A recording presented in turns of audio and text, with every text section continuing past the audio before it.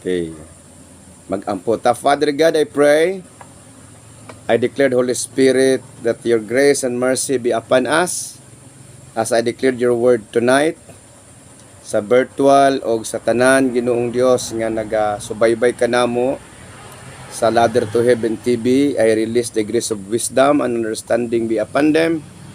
And I pray, Holy Spirit, that you will grant us your anointing and allow the Holy Spirit to teach us and to encourage us, to guide us ngadto sa imuhang pagka matarong o ngadto sa imuhang kamaturan. Thank you, Lord God. In Jesus' name I pray. Amen and amen. Kitang tanan, I will not die.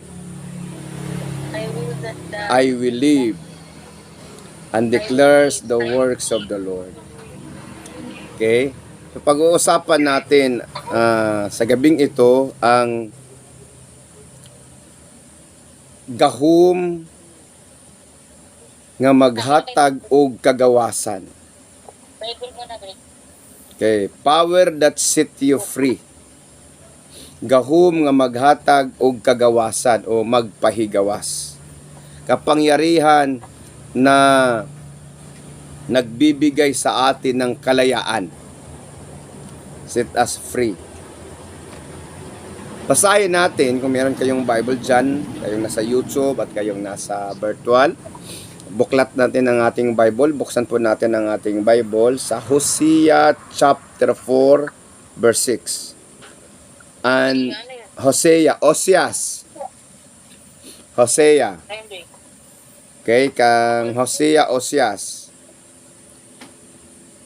Hosea chapter 4 verse 6 and John chapter 8 verse 32. Chapter 8 verse 32. Okay, basahin ko ha. My people are perished for lack of knowledge. My people are perished for lack of knowledge. Then John chapter 8:32, you will know the truth, and the truth shall set you free. You will know the truth, and the truth shall set you free. Yung dalawang verse na yan, chapter at saka books na yan, ay iisa lang po ang kanyang general view na yung kapangyarihan ng Diyos na nagbibigay sa atin ng kalayaan ay nakasulat sa dalawang aklat na yan. Okay? Ang Hosea at ang John chapter 8 verse 32. Okay. Kaya pag-uusapan natin yung kapangyarihan ng Diyos na nagbibigay kalayaan. Gahom sa Ginoo naghatag kanatog kagawasan. Unsa na siya nga gahom? Susumala sa atong gibasa ang kamatuoran. The truth shall set us free. So the truth is our power to be free. Ang kamatuoran, ang ato ang gahom. Yung katotohanan ay ang ating kapangyarihan upang tayo'y mapalaya.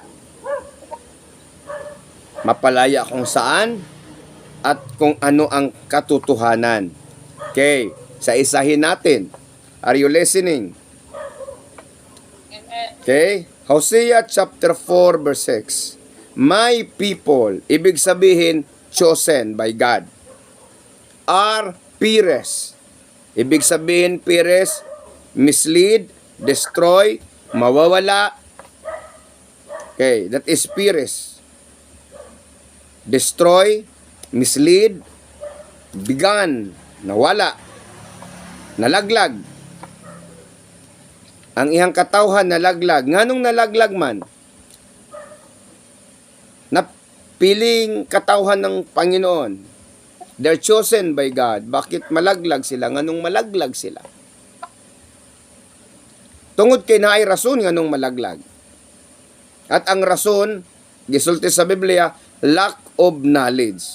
So yung ignorance, yung kabubuhan at kawalang alam, kamangmangan. Okay? Yun pala yung tunay na kaaway ng tao, yung kamangmangan. Sapagkat sa kamangmangan ng tao, nagkakaroon ng pagkakataon ang dyablo upang lusubin ang yung piniling katauhan sa Ginoo. Yung chosen people by God. Kaya pala yung mga tao, sinasabi ng Panginoon na kahit pinili na niya, ay maaari pa ring mawala sa pananampalataya, mamislead. Bakit? Sapagkat lack of knowledge. Okay. Knowledge about the truth. The truth about God. Okay? Knowledge about the truth and the truth about God. Nganong malaglag kay wala sila kahibalo sa kamaturan o ang kamatuoran bahin sa Dios. So pag di ta kahibalo sa kamatuoran bahin sa Dios, magpataka ra ang tao og analisar mahitungod sa Ginoo. Magpataka lang ang tao og panghuna-huna mahitungod sa Ginoo. Kaya yung mga tao, kung titingnan natin, ay gumagawa ng kanilang sariling Panginoon na naaayon sa kanilang gusto. Okay? Are you listening? Are you with me? And I hope those who are watching us in YouTube, kuha kayo ng papel at saka ballpen upang isulat ninyo kung anong matatalakay natin sa gabing ito. Okay, knowledge about the truth. Kaya sinasabi doon sa John chapter 8:32, if you know the truth, kung malalaman mo ang katotohanan, ang katotohanan ay siyang magbibigay sa iyo ng kalayaan. Sino yung katotohanan? Sino yung katotohanan? John chapter 14 verse 6, sinabi ni Jesus Christ, I am the way, the truth, and the life. Yun palang truth patungkol sa Panginoon ay ating malalaman sa pamamagitan ni Jesus Christ. We will know the whole truth about God if we know the Lord Jesus Christ, because the Lord Jesus Christ will introduce to us the Father, the Holy Spirit, truth about the Lord, truth about God. Are you listening? Sulat ninyo ha. The truth about God, si Jesus Christ, siya ang magtultul ka nato ngadto sa Amahan. Unsaon na to pagkaila sa Dios Amahan. Unsaon na to pagkaila sa Holy Spirit. Si Jesus Christ, siya ang ato ang mahimong guide, kay siya ang kamatuuran. Amen. Hallelujah. Muna ingon siya, dili kamo makaadto sa Amahan, kundili pinaagi kanako. I am the way, the truth, and the life, and no one comes to the Father except by me. Walang sinuman po pwedeng dadala sa atin doon sa karunungan, sa katotohanan, sa kaalaman. Kung tayo po'y magnanaliksik sa kaalaman patungkol sa Diyos, kay Panginoong Hesus natin matutunan yan lahat. At kanyang sinasabi, okay, the truth about God. Kasi we know partially about the truth of God. Kaya yung alam lang natin, yung ang Diyos ay pag-ibig. Okay?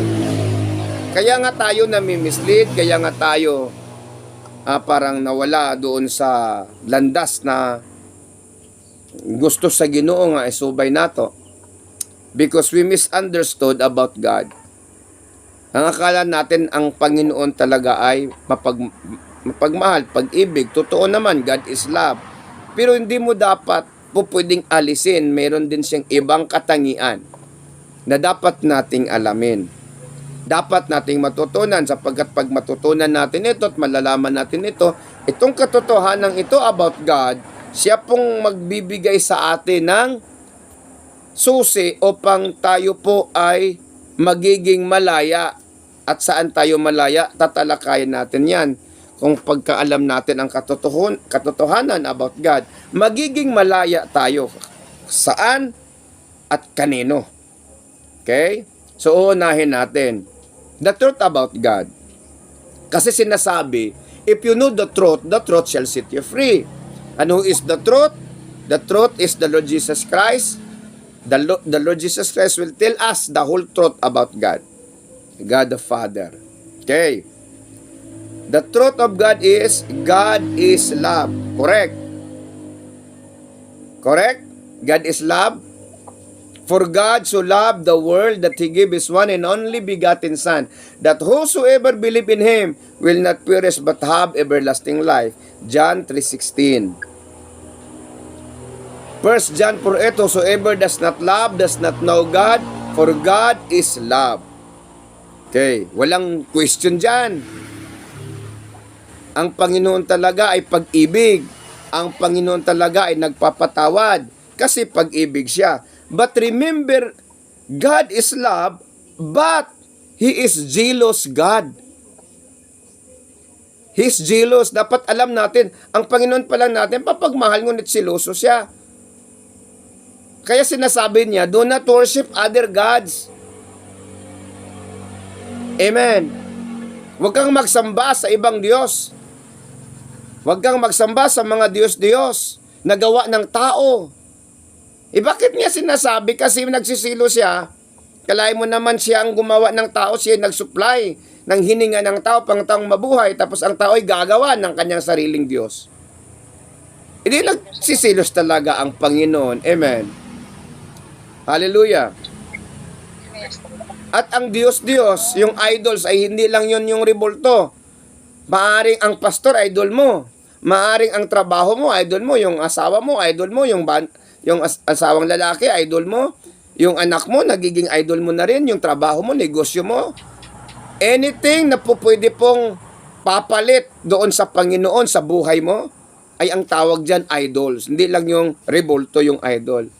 Yung kapangyarihan, nagiging idol mo na. Sakim ka na sa pera, idolatry din yun. Kaya sinasabi ng Panginoon, you cannot serve to master, you cannot serve God, at the same time, you serve mammon or money. Because money can be an idol to anyone. Hallelujah. Hello. Kanang dili nakaka-appeal og Bible study, simba kay nagtrabaho ka, di nakamusimba kay magtrabaho ka. So it means your works will become your idol. Hallelujah. Yes, the Lord. The Lord. The Lord. Kaya naggumawa tayo ng paraan upang kayo makapagpatuloy sa ating paglilingkod, pagsasamba sa Panginoon at makapakinig ng salita ng Panginoon. Meron tayong virtual worship. Kaya hindi di-discourage ko yung online kasi yung online, i-open nyo lang yung para lang matingnan na nagsumali sa online, hindi naman nakikinig kasi kumakain o anong ginagawa. Kasi ganito na virtual, harapan tayong magkausap. Di ba? Makikita ko kung sino natutulog o sinong ngumunguya, nakikinig o hindi nakikinig. Ikitang-kita ko. Napaka-unfair naman, salita ako ng salita dyan, kayo hindi ko makikita. Malay ko ba kung kayo'y natutulog na? Di ba? Kasi sa online, yun, nagla-live ako dito, kayo nakikinig. Hindi ko naman nakikita kung talaga bang nakikinig kayo. So wala kayong matutunan. Kaya to ginawa natin yung virtual para alam natin kayo nakikinig talaga, ha? So the truth shall set you free. Truth about God. God is love, but do not forget, He is a jealous God. He is a jealous God, ha? Na ang Ginoo siloso. So, ano bang Tagalog sa siloso? Hugasan ko yung kailan nito. Ha? Anong Tagalog sa siloso? Silose. Kay ang kanon kanin man, no? Hata, kadugay-dugay naman kada sa Manila taon sa man ang Tagalog sa siloso. Tagalog ng siluso. Ha? Amang aagaw. Mga agaw. Praise the Lord. Okay. O kaya mga ang agaw ng atensyon ni nagsisilos yung isa. Silos pa din naman, di ba? Yung Tagalog sa silos pa man din. Meron na bang bago sa silos ng Tagalog, Emily? Napalitan na ba yung Tagalog ng silos? Silos pa din, di ba? Wala yung Tagalog sa silog. Wala Bisaya kasi Tagalog yan. Wala Tagalog kasi Bisaya yan. Ano pa man ang tawag dyan? Zilos. Ha? Okay? Ayaw ng Panginoon na ikay sasamba. Ikay magbibigay atensyon na kahit kanino. Kaya sinasabi ng Panginoon, makinig kayo, sinasabi niya doon sa mga tagasunod niya, sa mga disciples niya, sinasabi, if you love your parents more than me, you are not worthy of me. Kung mahal mo yung magulang mo, higit pa sa akin. Kung mahal mo yung asawa mo, higit pa sa akin. Kung mahal mo yung anak mo, higit pa sa akin, ay hindi ka karapat-dapat magiging aking tagasunod. Sapagkat if you want to be my disciple, deny yourself. Deny yourself. Kalimutan mo yung sarili mo. Unahin mo ako. Yun ay ibig sabihin, pagka may nauna ka, higit pa sa Panginoon, ayun ang tawag doon, idolatry. Okay? Okay. Yung unang bahagi ng idolatry, yung pagsisimba sa Diyos-Diyosan, idolatry yan. Pagsisimba doon sa moon, pagsisimba doon sa bato, o sa pagsisimba doon kang kahit kaninong tao o picture ng tao, hugis ng tao, pag ikaw yung muko, ang tawag doon, nagsisimba ka na doon. Okay, the moment you are asking, you're talking to them, then you are connecting to them. Okay, yun ang ibig sabihin ng worship. Ang sinasabi ng Panginoon, do not worship other gods. Okay, nasabda na to. God is love, but He is a jealous God. Okay, number 2, God is love, but He has anger. Ang Diyos ay pag-ibig, subalit siya nagagalit. Kaya, do not disobey the Lord. Alam natin, ang Diyos ay pag-ibig. Pero wag mong kalimutan, ang Diyos ay nagagalit din. Pagka sinuway mo ang Panginoon, kung anong nangyayari, pagka sinuway mo ang Panginoon, si Saul sinuway niya ang Panginoon, ay inalis siya sa pagkahari. If you disobey the Lord, God will destroy you. God will punish you. The fruit of disobedience, the byproduct is of disobedience is distractions. Kaya sinasabi ng Panginoon, mahal kita, sundin mo ako. If you love me, keep my commandments. If you love me. Okay? So God loves us, and we must love Him through following and obeying His command. Paano natin mapapakita na mahal natin ang Panginoon? Nakikita natin yung pagmamahal ng Diyos sa atin sa pamamagitan ng pagbibigay sa atin ng kanyang bugtong na anak upang tayo ay mailigtas sa pamamagitan ng pagbuwis ng kanyang buhay sa cross ng Kalbaryo upang tayo ay maligtas. For God so loved the world that He gave His one and only begotten Son. Subalit ang nais ng Panginoon sa atin, sinasabi niya, na tayo di iibig sa Kanya ng buong puso. Love the Lord with all your heart, with all your soul, and with all your mind. And how can we show that we really love the Lord? Ang sinasabi ng Panginoon, if you love me, keep my commandments. John chapter 14 verse 15. Sulat ninyo. John chapter 14 verse 15, sinasabi ng Panginoon, if you love me, keep my commandments. Alam nyo kapatid, see how Shadrach, Meshach, and Abednego displays their love and their obedience to God. Nang nagpagawa si Nebuchadnezzar ng isang estatwa upang sambahin ng lahat ng mga nasasakupan ng Babylonia. At nang ipatawag ng hari ang lahat ng kanyang nasasakupan ng Babylonia. At sinasabi na pagka narinig nyo ang trompeta, ang lahat ng tao ay yuyuko at sasamba sa larawan na ipinagawa ni Nebuchadnezzar. Yung tatlo po na lingkod ng Panginoon, yung may takot sa Panginoon, ay sila lang po of 1,000 people surrounded the statue. Sila lang po ang nakatayo at kitang-kita ng hari. Sinuway nila ang hari sapagkat ayaw nilang suwayin ang Panginoon sa unang kanyang sinasabi na do not worship other gods. Sapagkat ang Diyos ay siloso. At alam nila na ang hari pag nakagalit ay kamatayan ang hatol sa kanila. Subalit mas pinili pa ni Shadrach, Meshach at Abednego na hahatulan sila ng hari sa kamatayan pisikal sapagkat sinasabi ng Panginoon, huwag kang matakot sa taong nakakapatay ng iyong katawan, subalit hindi naman nakakapatay ng iyong kaluluwa. Matakot kayo sa Panginoon na siyang makakapatay ng iyong kaluluwa at iyong katawan doon sa impyerno. Yung kahadluki ang tao nga makapatay sa imuhang lawas, apan dili makapatay sa imong kalag, kahadluki ang Dios nga makapatay sa imong lawas ug kalag sa impyerno. Kaya hindi sinuway ni Shadrach, Meshach at Abednego yung utos ng Panginoon, subalit sinuway niya ang utos ng hari. Sapagkat ang hari ay tao. Hallelujah, are you listening?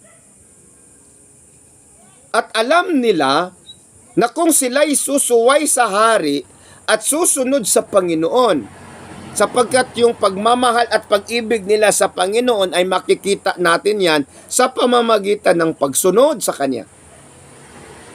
Hindi mo po pwedeng mahal mo ang Panginoon, hindi ka susunod sa Kanya. Kaya sinasabi niya, mahal ka ng Panginoon, subalit nagagalit siya pagka siya ay iyong sinusuway. Nangyayari ngayon, sinuway ng tatlo yung hari at sinasabi, binigyan sila ng isa pang pagkakataon at sinasabi, oh Shadrach, Meshach at Abednego, bakit di nyo ako sinunod? Ngayon, tingnan natin, pagka hindi kayo yuyuko, pagka dinig nyo ng trompeta, sila lang tatlo na naiwan, papatayin ko talaga kayo. At sinong Diyos ang magliligtas sa inyo sa aking mga kamay, sa aking galit? Are you listening? At sinabi ngayon ng tatlo, mahal na hari, di na kailangan kami sasagot sa iyo. Iligtas man kami ng aming Diyos at hindi, ay hindi talaga kami luluhod at yuyuko sa larawan na pinagawa mo. Galit na galit si Nebuchadnezzar. Bakit? Naiinsulto siya. Inaiinsulto nga yung tao pag sinusuway mo, lalo na ang Diyos naiinsulto. Amen? Kaya nagagalit ang Diyos. Sino bang may-ari ng buhay natin? Ang Panginoon. Bakit ang dali-dali nating suwayin? Takot tayo sa presidente o takot tayo sa mayor o sino man ang uutos at, sa atin na boss natin, di ba? Takot tayong suwayin, di ba? Kayong may mga trabaho. Di ba? Si Jeffrey, pag inutosan ng kanyang boss, ay pilit gawin sapagkat takot tayo, baka tayo sisantiin. Di ba, dingdong? Di ba, hapon? Lahat ng may trabaho dyan. Bakit yung Panginoon ay kayang-kayang suwayin ng tao? Kaya sinuway ng tatlo yung hari sapagkat alam nila na kung ang hari nagagalit, walang problema. Ililigtas tayo ng Panginoon. Amen? Amen? Hey. Pero pagka ang Panginoon nagagalit sa atin, ay walang sinumang pupwedeng magligtas sa atin. Yun ang nalalaman ng tatlo. Walang problema, magalit ang hari, makapangyarihan ang Panginoon, iligtas tayo niyan. Pagka ang Panginoon ang magalit sa atin, patay tayo, walang makapagliligtas sa atin. So mas pinili nilang suwayin ang hari kaysa Panginoon. Anong nangyari? Nang tangkat sila ihulog doon sa nagbabagang hudno, umaapoy na hudno, na ang init ay ginawang 7 times, na ang naghulog sa kanila ay namamatay din. At kitang-kita ni Nebuchadnezzar, bakit nagiging 4 yung tatlong nilitso natin? Bakit nagiging 4 na? 3 naman yon. So Nebuchadnezzar recognized that there is God is so powerful than him. And Nebuchadnezzar, through those 3 persons who obey the Lord, the king of the Babylons recognized that there is no God is powerful than the God of Shadrach, Meshach, and Abednego. And God promoted them. Sinasabi ni Nebuchadnezzar, halika kayo, lumabas kayo. Bakit hindi kayo nasunog ng apoy? Ay talagang makapangyarihan ng inyong Diyos. Ipagkasinunod ng Panginoon. Pag sinunod ng 3 yung utos ng hari at sinuway nila ang Panginoong Diyos, maaaring napopromote sila pero yung kaluluwa nila masusunog sa imperno. Amen. Kasi when we disobey the Lord, we committed grave mistakes. Pagka tayo'y sumuway sa Panginoon, alam niyo mga kapatid, ay talagang yan ang pinakadakilang kasalanan. God is love, but He has anger. Do not disobey Him. Sige tayo. God is love. Sige, everybody say, God is love, God is love. but He is a jealous God. Do not worship other gods. Sige kamo, do not worship other gods. Do not worship God is love, but He has anger. Do not disobey Him. Okay, wag kang sumuway sa Kanya. Number 3, God is love, but He also a judge. He judges us. Kaya yung danong dapat nating gawin is stop sinning. Huminto ka na sa pagpapakasala sapagkat sinasabi ng Panginoon ay ikaw ay hukman sa Ginoo, sumala sa imong binuhatan og pagkinabuhi kung atong kinabuhi sukway sa Ginoo. Okay? Kinig kayo. Kung atong pagkinabuhi sukway sa Ginoo, so, sige nato siyang supakon, sige tag kinabuhi sa sala, hukman ta sa Ginoo pinaagi sa atong binuhatan. Pastor, wala may perfecto. Yes, we are not perfect. We are sinful. So, pagka nandoon tayo sa Panginoon, ibig sabihin, sinless na tayo. Hindi. Kakamali pa din tayo, nagkakasala pa din tayo. Pero pagka nandyan ka sa Panginoon at ang Panginoon ay nasa buhay mo, mayroong magkocontrol sa'yo, that is the Holy Spirit. Kaya yung sa Holy Spirit may self-control. Hindi ka nagiging sinless, nagiging blameless ka. Hindi ka nagiging sinless, nagiging blameless ka. Hindi dahil matuwid ka, kundi dahil matuwid ang Panginoon na nasa iyo. Kaya sinasabi niya, He is faithful and just to forgive our sins. Pagka tayo'y lumapit sa Kanya. Amen? Yung katotohanan na 3, yun po ang magbibigay sa atin ng kaliwanagan at saka kaalaman na dapat pala natin sundin ang Panginoon, dapat pala natin siya lamang ang ating sambahin at paglingkuran, dapat pala ay tayo hihinto na sa pamumuhay na makasalanan sapagkat ang Diyos po ay siya pong naghuhukom sa atin.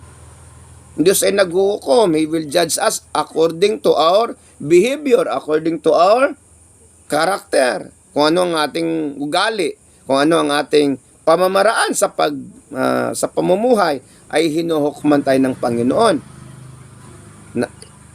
Nasabta na to, nakasabota. So sa atong batasan karon, check yourself ha. Dili kay odto cart ya, check out. Check yourself. Hindi lang ang check out sa AutoCard. Add to cart. Ya. Check yourself. Ano bang sabay batasan na ako, sabay akong kinaiyahan. Sabay ako ang pamatasan o pamaagi sa pagkinabuhi. Okay. Yun ha. Yun ang magiging magpapalaya sa atin itong kaalaman sa katotohanan ang Diyos ay pag-ibig, ang Diyos ay mapagmahal, subalit siya siloso. Ang Diyos ay mapagmahal, subalit siya nagagalit pag sinusuway. Ang Diyos ay mapagmahal, ngunit siya po ay naghuhukom kung tayo po ay nagpapatuloy sa pamumuhay ng makasalanan. So, set free from, okay, the truth about God, yung tatlo. Set free din, may tatlo. Pagka tayo po natutunan na natin yung tatlo pong katotohanan na ito pala ang dapat natin gawin at iwasan. Number 1, tayo ay may ligtas from eternal condemnations. Revelation chapter 20 verse 15, ang sinumang tao na ang kanyang pangalan ay hindi nasusulat sa aklat ng buhay ay itatapon doon sa dagat-dagatang apoy. So ang eternal condemnation ay yung hell, lake of fire.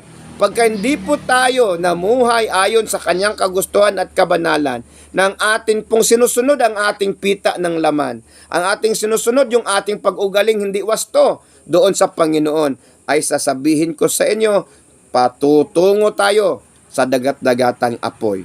Amen? Padulong ta sa imperno pagkadili ta magbago. Okay. Maliligtas tayo.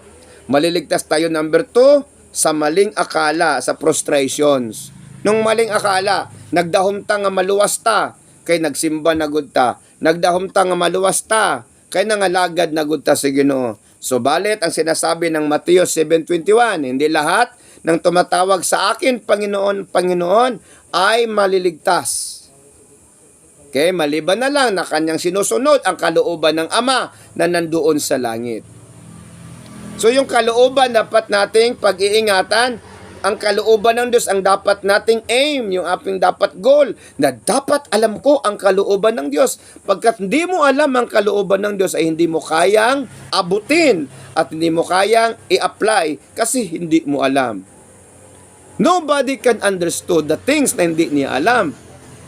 Hindi niya po pwedeng, alam ko yan, hindi mo nga alam eh. Paano mo nalalaman? It cannot be applied. Such things, okay? Kinig kayo ha.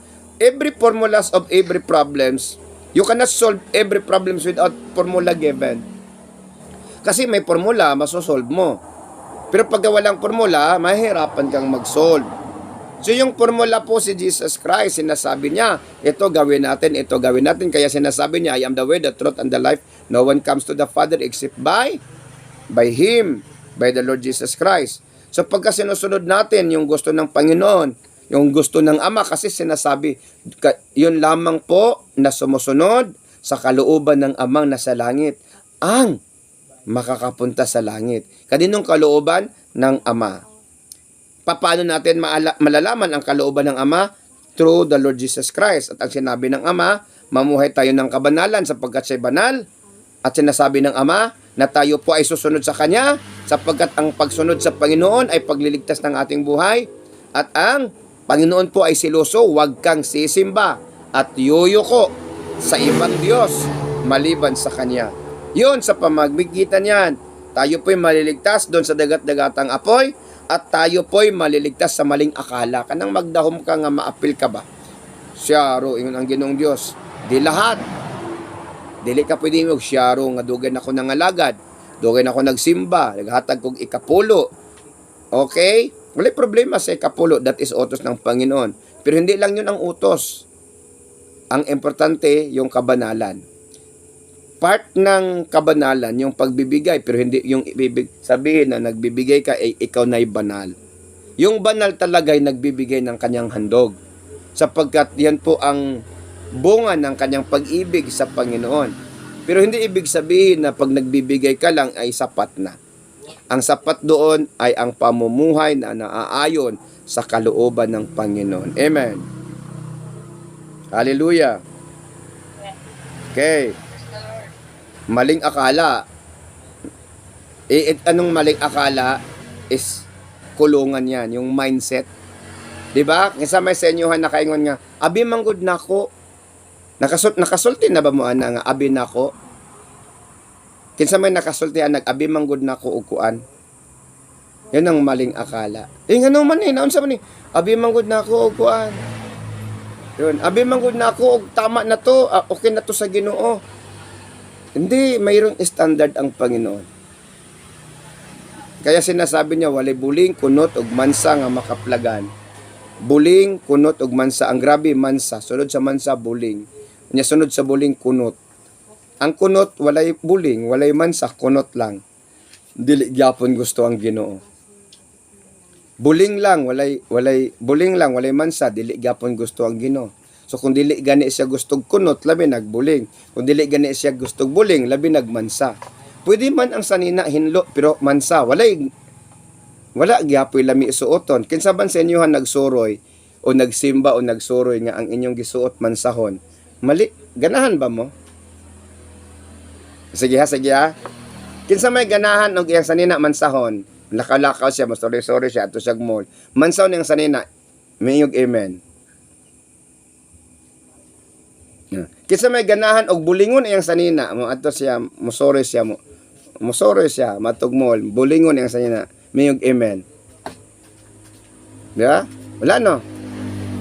Kinsa may ganahan nga kunot iyang sanina matugmol.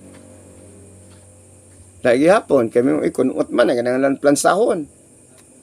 Ngano man sa ato ang batasan dili man nato plansahon nga kunot. Ngano man sa atong batasan nganong dili man nato labhan kay hugaw na mansa. But the good thing is kung nakahibalo ta sa Ginoo sa iyang pamaagi, He will deliver us from the bondage of sin. Yun. Delivered us from eternal condemnations, from prostrations, then from the bondage of sin. God is love. O lagi, pretinendota yun. God is love. Pero gikinhanglan nga muduol ka sa Ginoo. Isaiah chapter 1 verse 18. Alik kamo og maghusay kita. Bisan unsa kapula sa inyong sala, maputi kini sama sa balhibo sa kanero. Ikaw karon nga nasa YouTube nagtan-aw, ikaw karon nga nagtan-aw diha sa Facebook page, unsa man imong gihimo nga sala, ayog kaguol. Come to Jesus Christ. Come to God. Ingon ang Ginoo, alik kamo og maghusay kita. Alik kamo. Dili siya niyon awat diya. Alik kamo. Sumuduol ta sa Ginoo. Kinsa may walay sala, taas kamot. Kitang tanan nakasala, lahi lang ang atong sala. Amen?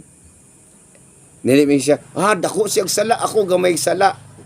Dako og sala, o gamay og sala, atubangan sa Ginoo sala, rana. Amen? Amen? Diba? Pangutanon ta mo. Diba, iti sa manok, iti nga baska og iti nga lanay. Nabay kalainan, ana? Sa baho? Humot ba ng iti nga lanay kaysa iti nga baska? Parehara. Parehara man siya. So, dili ka pwede mo ingon nga, uy, imong sala, arang-arang paning ako, kay gamay ra. Munang mga tao, judgmental, wala sila nagtanaw, silang sala, ilang kitanaw, sala sa ibang isa-isig katao. Wala dili makasala.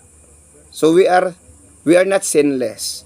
Pero kung naan ka sa Ginoo, kumuduol ka sa Ginoo, tabunan ka niya, example ha kani. Okay. Unsa may tawag, unsa man kanan, nakakita mo ani, unsa man eh. Okay? Sabihin mo ha, unsa man ni siya? Ay mo. Okay. Inani ta, pag muduol ta sa Ginoo, tungod siyang gugma, tabunan ta niya. Kaya diduol man kasi amen? So nakita pa ninyo to akong gigunitan, wala? Amen. Nakita wala? Nakita. O asa man to? Ay, wala. Wala na. Nara man Nara. Muduol ka sa Ginoo. So dilibot pasabot nga ikaw sinless na. Masipyat man gyapon ta bisag nata sa Ginoo. Pero kung naa ka sa Ginoo, dili ka maikog mo Lord, pasaylo ako. Kung naa ka sa Ginoo, dili ka magsalig. Biyaan ako ni ang sala, kaya di gyud ni maayo ning batasana. Di gyud ni maayo ni akong gibuhat, dili gyud ni maayo atubangan sa Ginoo. So biyaan na to, maningkamot ta nga makalingkawas ni ana. Dili maayo ni nga pagbati. Maningkamot ta nga mugawas ni ana. So we are not sinless. Pero kung naa ka sa Ginoo, you are blameless. Amen.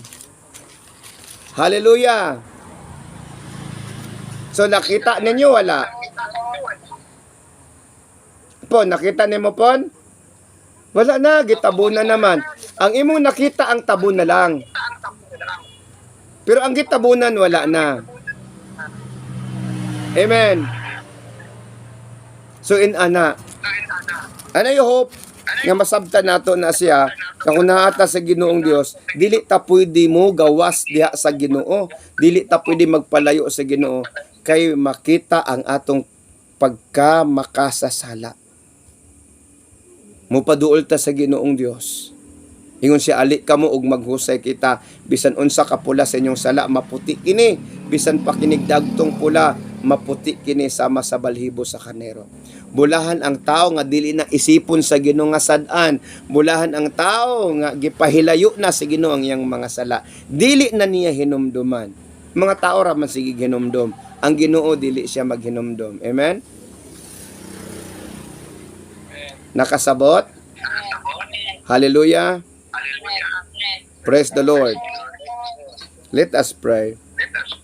Father God, I declare and I decree your grace and your mercy be upon us and your wisdom be upon us. Lord, salamat pagpalain mo ang lahat ng aking mga kapatid, all the members of the Ladder to Heaven, Lord God, na naagi noong Diyos sa virtual worship from Luzon, Visayas, and Mindanao.